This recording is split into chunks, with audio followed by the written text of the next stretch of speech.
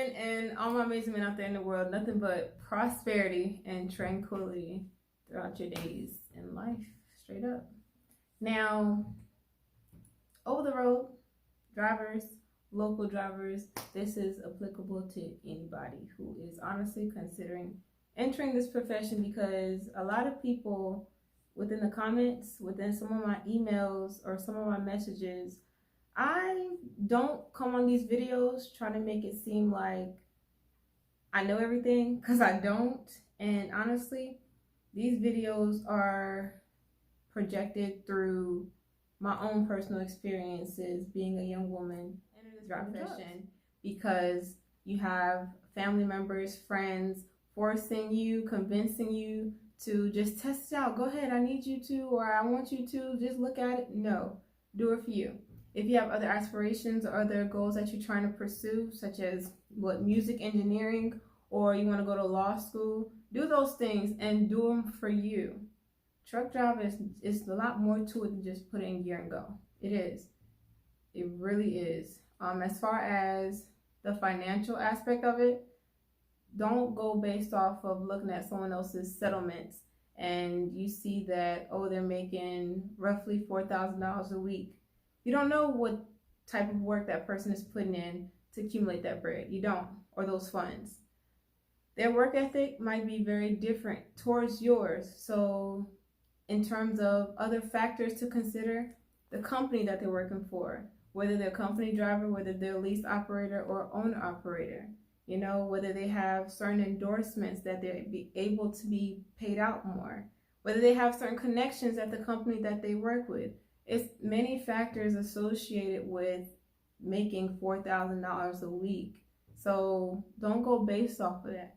Every driver, like, entering this profession may not be graced with amounts like that. They might not be. So it depends on how you go about these type of situations to accumulate those amounts or that type of amount of money. As far as your support system, you should not drive trucks if you have all these kids and all these people that you know that are depending on you, and you just leave them and there's no other support system.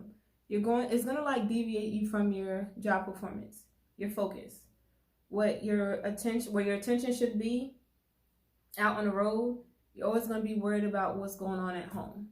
And then honestly, like I said, it will affect your job performance. It may or may not, depend on how well you're able to compartmentalize certain things. As far as being away, if you don't like being, if you want to try over the road and you don't like being away, you shouldn't try over the road first. I guess you should try, maybe consider doing local work. It'll be times, depending on what company you go to, it'll be times where you may be out for like 5 weeks at a time, because those are the requirements of that company. If you don't like it, you quit, you go somewhere else. So take that into consideration as well.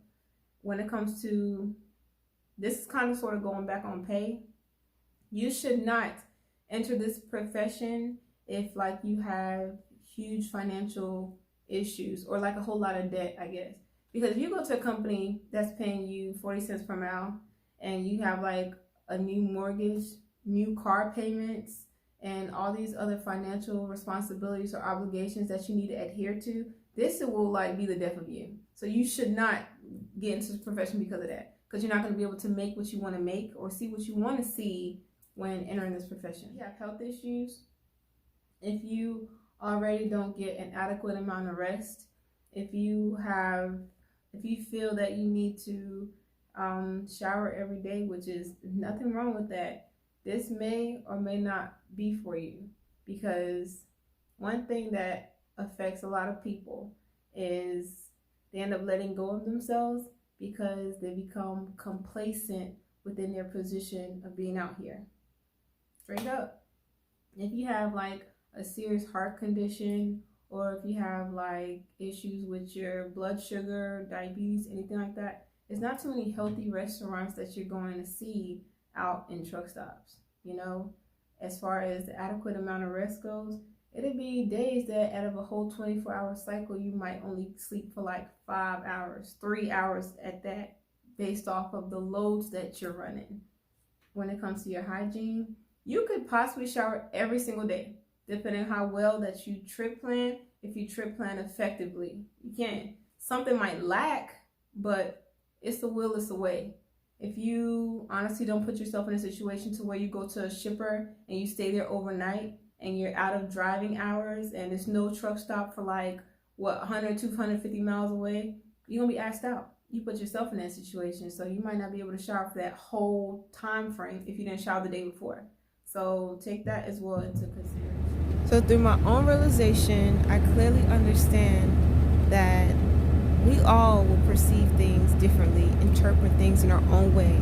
So in my opinion on why I feel that you should or should not get into driving trucks, consider some of these, honestly, because you're going to be able to do it at your own discretion.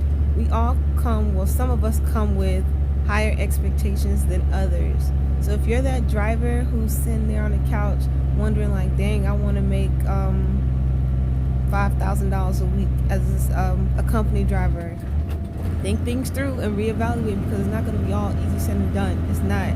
So I will encourage you to the best of my ability. I do, but just make sure you research upon entering this industry, and honestly, make sure you do it for you.